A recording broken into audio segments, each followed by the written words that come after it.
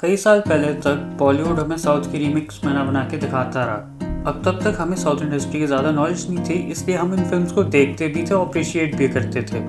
But उसके कुछ ही time बाद फिर कोविड-19 आया, जहाँ पे बॉलीवुड का पर्दाफाश हो गया और हमने साउथ की मूवीज़ को देखा भी, रिकॉग्नाइज भी किया और एक ऐसे लेवल पे पहुँचाया कि आज पूरी दुनिया में उनका डंका बजता है। तो अब जब बॉलीवुड का कवर उठ चुका था, तो बॉलीवुड क्या करे? So Bollywood chose Gujarati film industry and one of its films named वश, जिसका सुपर हिट रीमेक हमें पिछले साल ही देखने को मिला था और ये फिल्म भी खुद में एक अवार्ड विनर है। अब इस फिल्म का सीक्वल आता है, तो क्या ये सीक्वल भी उतना अच्छा है कि उसका रीमेक बनाया जाए?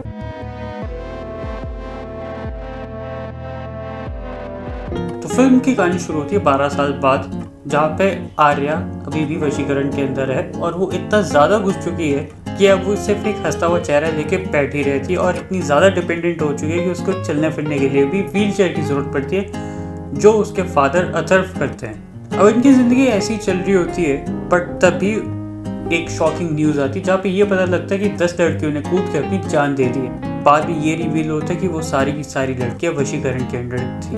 That means there is a new villain in the town. तो अब ये नया विलन आके इन लोगों को क्या क्या रंग दिखाता है। सबसे पहले बात करूंगा हितेन कुमार की। हितेन कुमार, ये भाई साहब वही भाई साहब है जो पहली फिल्म के अंदर भी विलन थे और इस फिल्म के अंदर दोबारा विलन बने। तो अब इनके ऊपर डबल जिम्मेदारी हो गई है। इनको अब खुद को ही आउट परफॉर्म करना है। इनको अब ऑडियंस को उस लेवल पे डराना है, उस लेवल पे एंटरटेन करना है कि ऑडियंस की आंखें फटी की फटी रह जाए। अब मैं इसे इस तरह कहूँ कि पहले वाला पार्ट कुछ ज़्यादा ही अच्छा बन गया था, क्योंकि इस बार हितेन कुमार ना ठीक से हमें डरा पा रहे थे और ना ही एंटरटेन कर पा रहे थे। ये दो शेड्स के बीच कंफ्यूज होकर रह गए थे। हाँ, वो बात अलग है कि इस चीज़ के अंदर मैं हितेन कुमार की कोई गलती नहीं कहूँगा, गलती थी इनके कैरेक्टराइजेशन की। इनका कैरेक्टराइजेशन वश लेवल 2 के हिसाब से और काफ़ी स्ट्रॉन्ग होना चाहिए था। He is the villain of वश लेवल 2 विलन। हितू कनोडिया की बात करो, हितू कनोडिया को फिल्म के अंदर एक टूटा हुआ, थका हुआ, हारा हुआ बाघ दिखाया गया।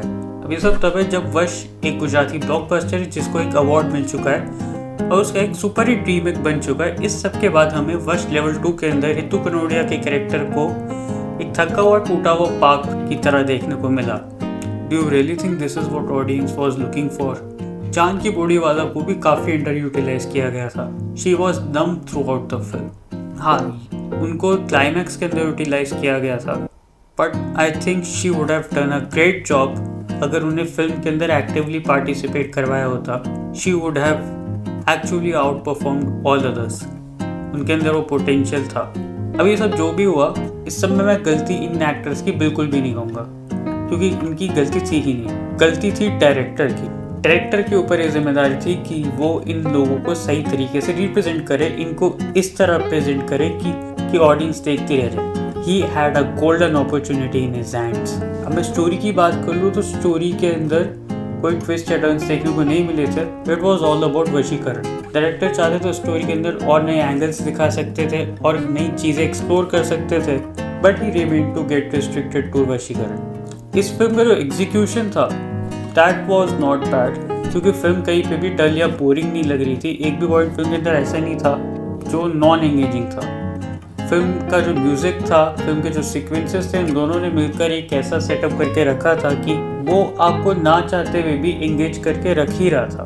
पर फिर भी मैं एक चीज़ ये कहना चाहूँगा कि इंटेंसिटी और ज़्यादा हो सकती थी। अब देखो, इस फिल्म ने ए सर्टिफिकेट लिया है। जब आपने ए सर्टिफिकेट ले ही लिया है, you could have utilised it much better. आप फिल्म को और इंटेंस बनाते, फिल्म को और डार्क बनाते, कंटेंट को और रिफाइन करके दिखाते।